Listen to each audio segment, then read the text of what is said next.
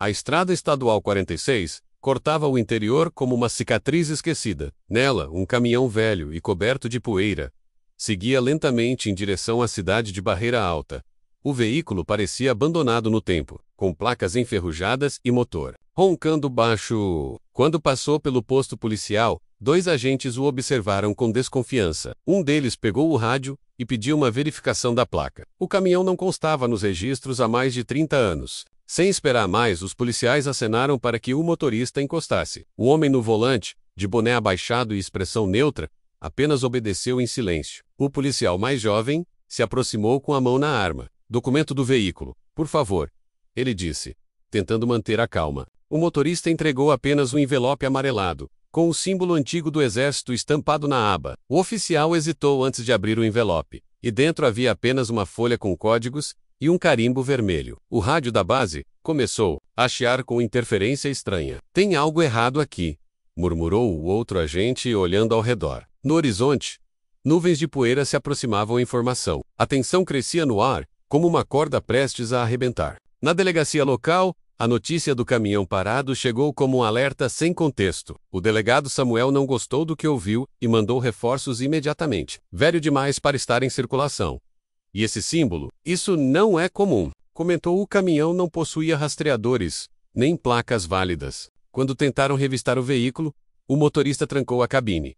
Nenhuma resposta aos comandos. O som de motores potentes surgiu ao longe, abafando até os próprios pensamentos. 6 SUVs militares surgiram na curva da estrada. Em formação rígida, os veículos tinham pintura fosca e nenhuma identificação visível. As portas se abriram simultaneamente, revelando soldados com uniformes táticos e rostos impassíveis. Não exibiam armas abertamente, mas seus coletes e movimentos diziam tudo. Um deles caminhou em direção aos policiais, entregando um documento lacrado. "Assunto classificado, retirada imediata do local", disse, com voz firme. OSAD olharam o papel e trocaram olhares nervosos. O delegado Samuel foi imediatamente chamado ao local. Samuel chegou com sirene ligada, tentando conter o caos. Os soldados não recuaram, nem mudaram a postura. O homem do caminhão agora estava fora da cabine, parado como uma estátua ao lado do capô. Seu olhar era firme, como quem esperava aquilo. Samuel confrontou o líder dos militares. "Vocês não têm jurisdição aqui!" A resposta foi apenas um crachá reluzente, com sigilo total. O delegado hesitou, sentindo que havia entrado em algo muito maior do que aparentava. A população começou a se aglomerar nos arredores pulsando celulares. Os soldados isolaram a área com fita preta, diferente da habitual amarela. Um deles implantou um dispositivo no chão, emitindo sinal de bloqueio eletrônico. Nenham Cellular. Funcionava mais. O motorista do caminhão, ainda calado, recebeu um aceno sutil do líder militar. Ele caminhou até a traseira do veículo, destravou o compartimento e puxou a lona. Dentro, havia apenas uma caixa de aço com códigos antigos. Um dos agentes policiais tentou se aproximar, mas foi imediatamente detido. O clima de guerra se instalava ali, em pleno interior pacato. Dentro da delegacia, a tensão se refletia em cada rádio mudo e cada olhar perdido. Ninguém sabia ao certo o que estava acontecendo. A rádio local tentava relatar, mas o sinal também estava sendo bloqueado. Um sargento reformado, que estava na cidade visitando familiares, reconheceu o símbolo do envelope. Isso é da unidade fantasma. "Eles não existem nos registros oficiais", murmurou. Ninguém sabia se ele falava sério ou estava delirando. Mas quando ele mostrou uma insígnia igual, todos pararam. E a dúvida se transformou em medo. O motorista, identificado apenas como codinome 0, permaneceu em silêncio. Ele entregou pessoalmente a caixa ao comandante da operação. As câmeras da delegacia captaram tudo, mas logo a energia caiu misteriosamente. Os arquivos começaram a ser apagados remotamente. Samuel tentou protestar, mas foi informado que aquilo era interesse da Defesa Nacional. A caixa foi levada até uma das SUVs. 2 soldados permaneceram no local, para esclarecimentos posteriores. Mas todos sabiam. Aquilo nunca seria esclarecido. Na rádio da cidade, o silêncio foi interrompido por uma música dos anos 60. Era o sinal de código usado por veteranos da antiga unidade de inteligência. O sargento reformado pegou um rádio antigo e tentou contato. Uma voz respondeu: "Código confirmado, extração em curso." A cidade inteira parecia ter sido transportada para outro tempo. Lojas fecharam mais cedo. Moradores mais velhos trancaram as portas e o caminhão, agora vazio, foi deixado no pátio da delegacia como lembrança muda do que aconteceu. Horas depois, helicópteros não identificados sobrevoaram a região. Não pousaram, Apenas fizeram uma ronda. Samuel recebeu uma ligação criptografada e nunca divulgou seu conteúdo. O motorista desapareceu sem deixar rastros. A caixa nunca mais foi mencionada. E os policiais que participaram da abordagem foram transferidos, sem explicação. Barrera Alta voltou ao normal menos, mas ninguém mais olhava para um caminhão velho da mesma forma. A cidade agora sabia. Algumas histórias não cabem nos livros. No dia seguinte, a delegacia amanheceu cercada por silêncio e receio. 2 dos soldados que ficaram no local não dormiram a noite inteira. Um deles foi visto consultando mapas antigos e coordenadas que ninguém entendia. O delegado Samuel, embora ainda no comando, sentia-se vigiado. A cidade parecia contida, como se respirasse menos. Havia olhares desconfiados por toda parte. Os mais velhos cochichavam sobre uma operação militar ocorrida nos anos 70, e o codinome Zero, começou a circular como uma lenda revivida. Na capital, em um prédio governamental sem identificação, um general assistia à filmagem da abordagem do caminhão. Ele reconheceu o rosto do motorista, mesmo décadas mais velho. Ele voltou, disse, olhando para um outro oficial ao lado. Ordens foram enviadas para a base aérea mais próxima de Barreira Alta. Uma nova missão era acionada com prioridade máxima, mas não era uma missão comum. Menos era uma dívida antiga sendo cobrada. O nome da operação, Resgate Cinza, criada em 1981 e nunca encerrada oficialmente. Um erro antigo ameaçava emergir das sombras. Enquanto isso, Samuel recebeu uma visita inesperada de um homem de terno escuro. Sem identificação, o visitante disse apenas: "Você viu mais do que devia, mas ainda está a tempo de esquecer." O delegado, pressionado e cercado de dúvidas, hesitou. Esse homem, o motorista. Quem era ele? A resposta foi rápida. Um fantasma que já salvou mais vidas do que você pode imaginar. O homem deixou sobre a mesa uma pasta selada, proibida de ser aberta sem autorização presidencial, e desapareceu antes que Samuel pedisse reforços. No fundo do pátio da delegacia, um velho mecânico chamado Davi observava o caminhão abandonado. Ele havia servido na manutenção de veículos militares na década de 70. Reconheceu o modelo imediatamente. M35 modificado para transporte sigiloso. Mas o mais estranho era a inscrição escondida sob a ferrugem. UF-07. Aquilo confirmava os rumores sobre a lendária unidade fantasma. Davi ficou em silêncio, mas fez uma ligação para um número que memorizara há 40 anos. Do outro lado, uma voz atendeu e apenas disse: "Estamos voltando." Enquanto isso, em uma casa simples no interior da cidade, uma senhora de cabelos brancos ligava um rádio antigo. Ela também sabia sobre codinome Zero. Era sua esposa, ou pelo menos havia sido menos antes dele desaparecer em 1982. Ela o reconheceu nas imagens que vazaram online por instantes, antes do blackout digital.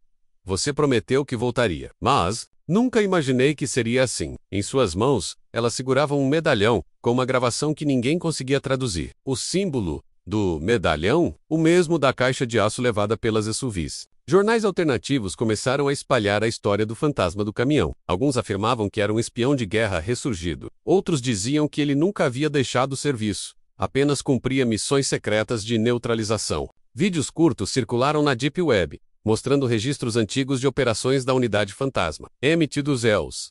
O rosto do motorista aparecia menos sem mudanças aparentes ao longo de 40 anos. O público se dividia entre medo e fascínio, e o nome da cidade começava a ganhar manchetes internacionais. À noite, um dos soldados que ficou na delegacia desmaiou subitamente. Em seu bolso, havia uma carta sem remetente. Dentro dela, fotos antigas de soldados em missão no exterior, todos marcados com um X vermelho -1. Era codinome Zero no centro. Na parte de trás da carta, uma frase escrita à mão: "O que foi enterrado está prestes a acordar." Samuel reuniu os documentos que havia escondido e chamou Davi para conversar. Precisava entender se tudo aquilo era real ou parte de uma ilusão de guerra jamais encerrada. Davi confirmou que o caminhão era usado para transportar itens fora de qualquer controle oficial. Relatou que, em 1983, um comboio foi interceptado e toda a tripulação desapareceu. Apenas um homem sobreviveu. Quando perguntaram seu nome, ele apenas respondeu: "Zero." Desde então, dizia-se que ele havia recebido a última missão de sua vida. Mas agora estava ali menos mais velho, mas com o mesmo olhar. Samuel sentiu que estava no centro de algo que poderia explodir, e teve certeza de que precisava decidir de que lado estava. Na manhã seguinte, um comboio oficial do exército apareceu na entrada da cidade. Mas algo estava errado. Não usavam as marcas e padrões típicos. As placas eram cobertas por lama, e nenhum dos soldados falava com os moradores. Foram direto à delegacia, exigindo acesso aos registros. Samuel negou, mostrando os protocolos legais. Mas o comandante à frente respondeu apenas: "Isto está acima da Constituição. Eles queriam a caixa menos, mesmo ela já tendo sido levada. Mas o que descobriram no cofre antigo do prédio foi pior. Uma segunda caixa, idêntica. A delegacia foi imediatamente evacuada, por ordem do comando superior. Drones de vigilância sobrevoavam a cidade e bloqueavam todo o sinal digital. O cofre foi lacrado e levado sob proteção pesada. Samuel, agora marcado como colaborador civil estratégico, foi levado sob custódia para interrogatório. Davi desapareceu na mesma manhã, e a senhora do medalhão não foi mais vista. O exército negava qualquer movimentação oficial em Barreira Alta, mas os moradores sabiam. A guerra que Codinome Zero lutava nunca acabou. E agora, havia mais de uma caixa no jogo. Codinome Zero reapareceu em um galpão abandonado nos arredores de Barreira Alta.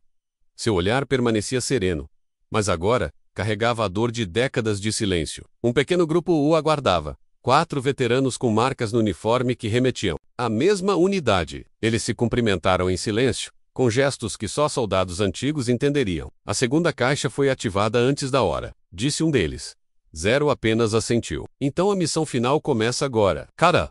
Deles recebeu uma cápsula metálica menos chaves do passado. Enquanto isso, Samuel estava preso em um centro de contenção improvisado em uma base aérea. Interrogado por horas, ele se recusava a revelar a localização exata da caixa, até que um general o confrontou com imagens da segunda caixa sendo aberta. Dentro, havia coordenadas, códigos e um mapa, o mesmo que havia desaparecido de um arquivo militar em 1974. Samuel percebeu que havia algo enterrado. Esquete do Portidus, menos pela unidade fantasma. O general disse apenas: "Eles estão se reunindo, e isso muda tudo." Davi, o mecânico, foi encontrado por jornalistas escondido em uma oficina abandonada. Ele revelou que ajudou a esconder a caixa original nos anos 80, sob ordens que vinham de dentro do próprio exército. Disse que Codinome Zero não era apenas um soldado, era um guardião de algo que jamais deveria cair em mãos erradas. O que está nas caixas é mais que segredos. É justiça congelada. O depoimento vazou online, apesar das tentativas de censura, e viralizou. Em horas, milhões agora queriam saber quem era Zero. No galpão, os veteranos preparavam a última parte do plano. Um deles revelou que o conteúdo das caixas não era armamento, era evidência. Provas de uma operação ilegal, feita por oficiais de alta patente durante a Guerra Fria. Zero havia sido designado para entregar as provas ao Senado em 1983. Mas o comboio foi sabotado. Ele sobreviveu, mas foi jurado de morte e obrigado a desaparecer. Agora, com todos os envolvidos próximos da morte ou do poder, era a hora da verdade emergir. O plano era simples: entregar tudo à luz pública. Civis militares cercaram o galpão, mas encontraram-no vazio. Zero e os veteranos haviam partido horas antes, usando rotas subterrâneas da antiga base aérea desativada. Eles se dirigiam a Brasília, com uma escolta civil formada por motociclistas e caminhoneiros. Era o povo protegendo os que o haviam protegido. As redes sociais explodiram com vídeos dos comboios em estrada. A verdade agora tinha audiência, e pela primeira vez em anos, Codinome Zero Soria. No Congresso Nacional, a notícia chegou como uma bomba. Vários políticos começaram a se retirar discretamente dos gabinetes. Um senador veterano pediu sessão de urgência. Nos bastidores tentaram emitir ordens de prisão preventiva contra Zero. Mas o apoio popular era grande demais. Centenas de pessoas começaram a se aglomerar nas cercanias do Congresso. Gritavam um nome esquecido pelos livros. Gritavam por Justiça Menos e por Codinome Zero. Capítulo 27. Quando Zero chegou à capital, a imprensa inteira já o esperava.